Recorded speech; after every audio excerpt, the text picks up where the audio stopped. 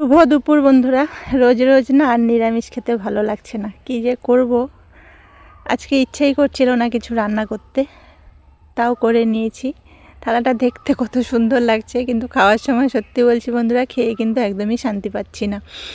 নিয়ে নিয়েছিলাম একদম গরম গরম ভাত, ভাতের উপরে নিয়ে নিয়েছি লঙ্কা, আর আজকে ছিল আলু সেদ্ধ মেখে নিয়েছি, আর ডাল ভিজিয়েছিলাম, তোমাদেরকে দেখিয়েছি সকালে একটা ভিডিওতে।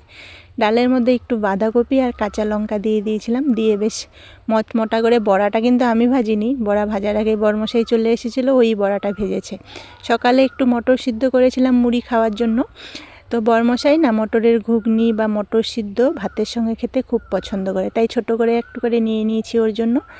আর এই পাশে করে নিয়েছিলাম দেখো সোয়াবিন আলুর একদম একটু ঝোলঝোল করে নিয়েছি, একদম মাখা করিনি, কেন ডাল যেহেতু ছিল না, খেতে তো হবে। আর নিয়ে নিয়েছিলাম একদম মিক্স আচার।